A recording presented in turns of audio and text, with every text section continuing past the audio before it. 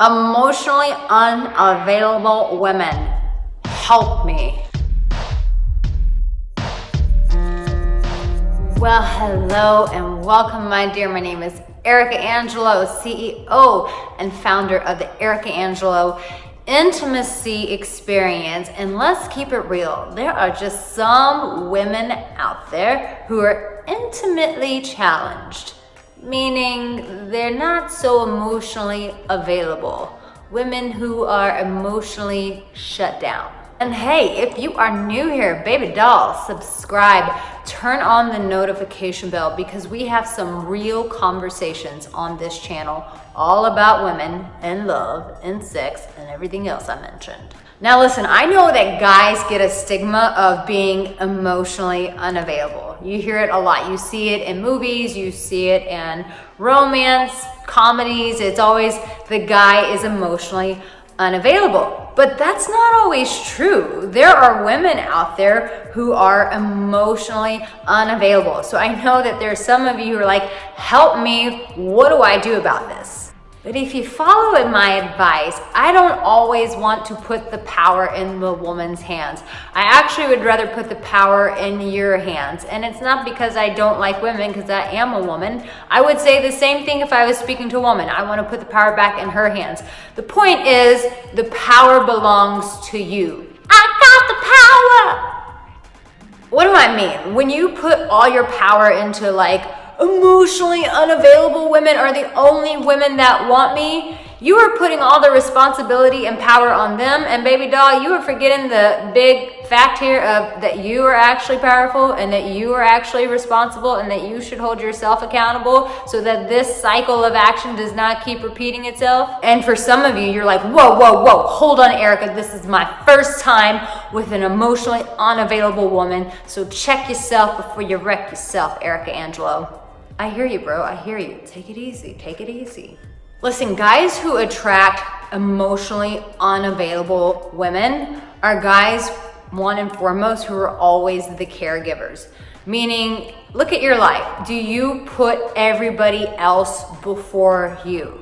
Are you always trying to take care of everyone? If you are at a party or in a room and someone needs something, are you the person running around like a chicken with your head cut off, trying to make everybody happy, trying to appease everybody? Are you the person that people lean on to when times are getting hard and they need you to take care of them? Well, let me tell you, an emotional, unavailable woman will smell that 2 feet away. Emotionally unavailable people like the caregivers because they're always making them feel better. So they don't necessarily have to dig in and be accountable for their own emotions, but they know that you are always gonna love them and always do everything for their best interest, so they don't even have to be responsible for themselves because you, my dear, are being responsible for them.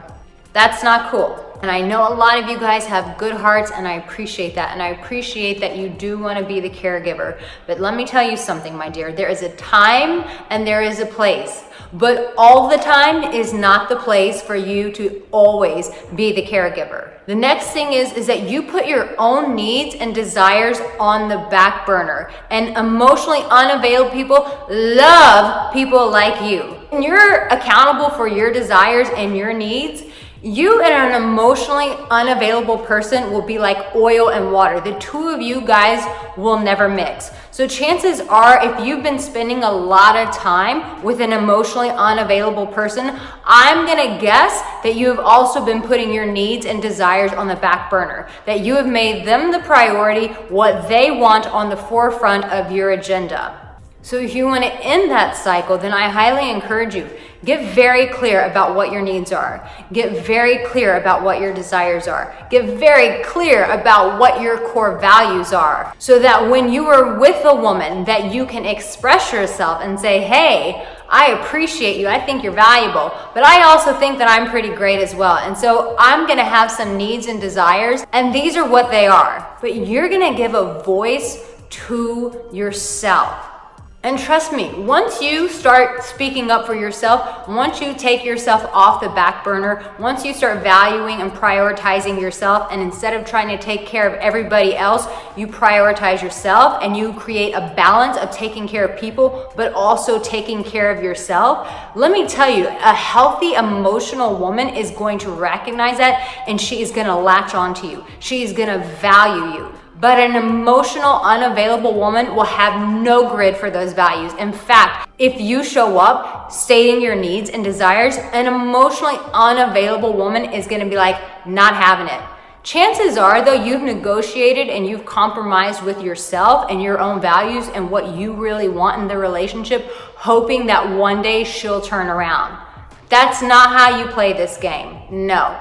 You show up as you with your voice, saying what you need, what you want, what you would like to do. No, I don't want to eat hamburgers every night. Some nights I want Italian food. It's using your voice like that. But when you put a demand for your own value, if you're with an emotionally unavailable woman, she will check out. And that's exactly what you want. That is your grid. You want to show up as you, and if that person is unavailable, you want them to check out as quick as possible so that you can make room for a woman who is emotionally available.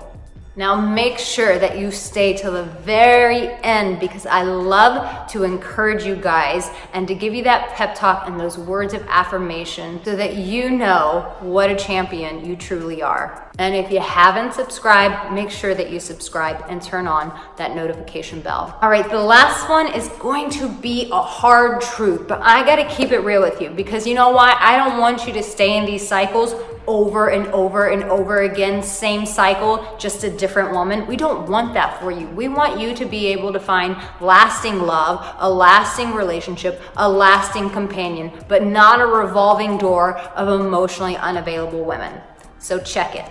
You may not like hearing this, but chances are that you, my dear, are also emotionally unavailable. What? I know. Here's the thing, when I'm working with my clients, and if you've never coached with me, then make sure that you fill out the application and sign up for a coaching session, because this could really change the game and change your life. But when I am working with my clients and I detect, this person is not as in a position to find love as they say that they are, and I can feel the resistance in them, oftentimes it's trauma, it's old wounds, it's unforgiveness, and it's just flat out fear. I can't tell you how many people that I meet that say, yes, I really want love, that cry, that are depressed because they haven't found love.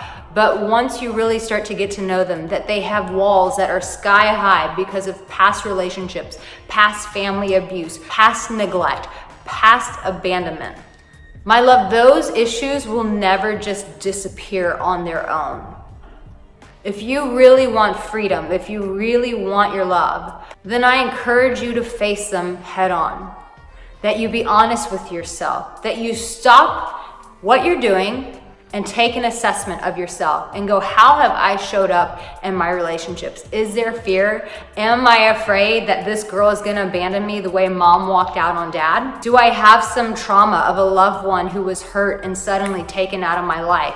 Am I afraid that every single person is gonna show up in my life that way, where they're just gonna be gone like that? Because chances are, my love, if you've had those experiences, then there is severe trauma there. There's walls there, there are wounds there that just say, listen, love is a no-go. So while your mind and everything else is saying, I want love, there are those places in your heart inside that say, love is not safe for me. And it's those places that you want to heal. So the only way that you can heal them is by coming to terms and realizing they're there, and that you do something proactive to start healing them, like signing up for a coaching session with me. If you keep attracting emotionally unavailable women, I want you to ask yourself, is there a possibility that I too might be emotionally unavailable? And I attract women who are afraid because deep down, I am afraid. I want to hear from you in the comment section below. What is the one change that you think you can implement right away to start turning this around in your life so that you, my dear, can find that emotionally available woman? Listen, my love, if this spoke to you and you are that person, you're like, ooh, yeah, you know what, when you said that and you just shined a light on it that way, it actually hurt. I actually felt something in my body. It actually resonated with me. Or yeah, Arica, I am the caregiver. I am always putting myself on the back burner. So yeah, I can see why emotionally unavailable women would be drawn to me. Sweetheart, know this. Always acknowledging something and being cognizant of it is the first big step. So if that's you and you've achieved that in this video, then my love, kudos to you. Be proud of yourself that you could even see yourself in this video. The next thing I want to encourage you to do is take an action step. Do something different. If you're always the caregiver, then my love, ask yourself how you can start caring for yourself more. If you're the person who's always putting yourself on the back burner, then ask yourself, how can I show up differently? Start with your friends. Maybe it's going out to a certain restaurant and everyone says, I want Mexican, and you say, you know what, I actually want Italian food. But it's showing up and not putting yourself on the back burner, but showing up and making sure that your desires count and that they're heard. And listen, there's no judgment. If you have emotional wounds and trauma and fear and walls, there is no judgment. But I will encourage you with this, that healing is always on the other side, that there's an opportunity for you to get those places healed. So I encourage you, don't run from those areas. Embrace them and know that love will meet you on the other side. Loving you so much and hoping for that heart change inside of you so that you, my dear, can start drawing in emotionally available women. Until next time.